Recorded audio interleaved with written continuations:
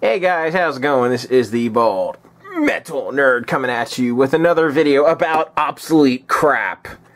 In this one, I am going to be talking about the venerable 1.44 megabyte floppy. What I have here is the last floppy drive that I have in my possession. Okay, obviously it's USB powered. It is manufactured by TIAC. It is a FD-05PUW external floppy disk drive unit. I bought this thing a long time ago, and I now no longer have any need for it. I don't have a single floppy disk in my possession anymore in my home, and I really don't think I'll ever need this for anything at all. So, because the only possible use I could see for this device is if I decided to get into retro computing, and that is incredibly unlikely because I already have a whole bunch of junk sitting around in my house, and the last thing I need to start doing is collecting retro PCs. So the chances of that happening are extremely slim. Also, if I ever want to emulate or experience classic PC experiences, it's not difficult to do that through virtual machines and or some sort of emulation. As far as actual physical hardware goes, I don't see myself ever taking the plunge and buying actual, old PC. So anyway, I'm going to show you that this bad boy still works in Windows 10, amazingly. And coincidentally, I'm going to plug it in here to this USB 3.0 hub. So let's go.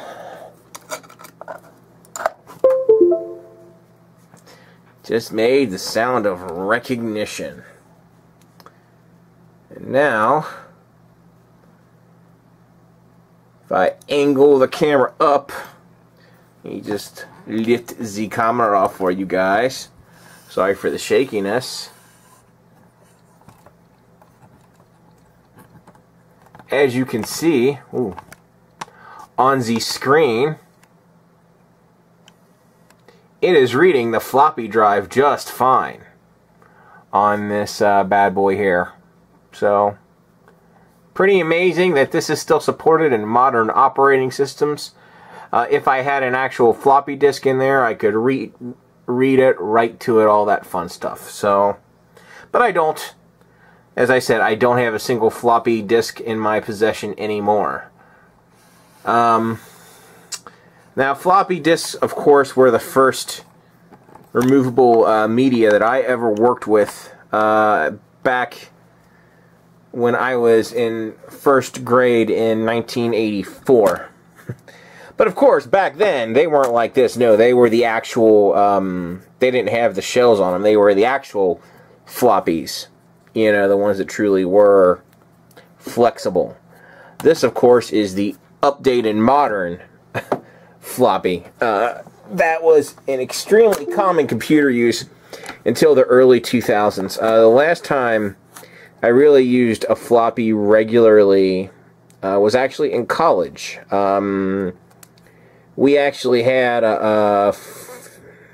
we did carry, I remember I had a little plastic pack that held maybe 4 or 5 floppy, well, this style, the 1.44 meg hard ones. I had about 4 or 5 floppies I took to various classes with me, and I had various data on those disks. I have no idea where those disks are now. They are long gone because I've not been in college for a very long time. But if you want to know when I was in college, from 97 to 99, those were the years of my wonderful college experience. So anyway, obviously this is the main unit we're talking about here. I already took the liberty of removing the screws there, just 2 screws there on the back. Oh, you might be asking yourself, why are you dissecting this thing instead of trying to sell it? Well, let me show you guys, actually, why I'm not bothering to try to sell this thing. It has no angle the camera up at the screen here. As you can see, we got them selling the one on top, selling for a whopping $11. The next one selling for $5, $3, $5, $8, $9, $14 at the high end, $13, $12. It's not worth my time to try to sell it at that price. Sure, every little bit of money helps, but that little bit really not going to make much of a difference. So let's go ahead and actually disassemble this thing. So let's go ahead and... Okay guys, I managed to get the case open. Obviously, it just took a little bit of fiddling.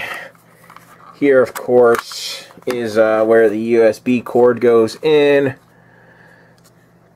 which of course looks like we got a soldered connection for power and you know, I/O on it, and we got a big metal shield on the top. So let's go ahead and just pop this out of the casing. It should just should just slide out, right? Come on, come on, get out of there, cord. Oh, is it actually screwed into the casing here? It looks like it. We'll just get our trusty screwdriver here. And remove. There we go. And of course, this is just the unit surrounded by the metal casing. Let's go ahead and alright guys, I managed to get to the next stage of disassembly of this thing. The actual metal, this was on the bottom, very floppy piece of tin or steel or whatever this is, extremely thin. The piece that was on top, a little more substantial but still pretty floppy. And here, of course, is the unit, and a pretty substantial steel cage here. Obviously, that's where the wire goes in. That, of course, is just a circuit board there. This is the piece here. There's the disk activity LED. This, of course, is what moves the media inside the floppy disk. To, you know, allow the head to access different parts of the actual physical floppy disk. And turn it around here. I'm thinking that spring is probably the eject mechanism or whatever. And it looks like right here, let me zoom in for you so you can get a good view. Looks like we got our read and write heads right there. That is what would actually, you know, read and write to the discs. So there you go. This is definitely a trip down memory lane for me. But of course, this is ultimately something I left this behind a long time ago. I think the last time I used a floppy disk was at a job that I no longer have, unfortunately for me.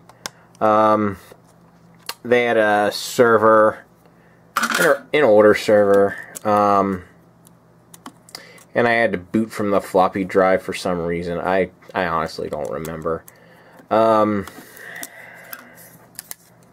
This day and age, though, floppy disks don't have much use outside of obviously retro computing. They don't have a whole lot going on, not a whole lot of reason for them to exist. So, but it is nice to take a trip down memory lane with this kind of stuff. It's fun. I enjoy it. It's good to know where we came from and just how far we've come. I mean, and obviously magnetic media is on its way out completely. In fact, in this PC, of course, my main PC that I'm using, my main boot drive is an SSD. I do have two magnetic drives in there for additional storage. You know, because the price to storage ratio on magnetic drives is still a lot better than on SSDs. But I'm sure sooner or later it's more or less going to reach pricing parity, or very close to pricing parity. And when that happens, I think magnetic hard drives will go the way of the floppy, right? Eventually.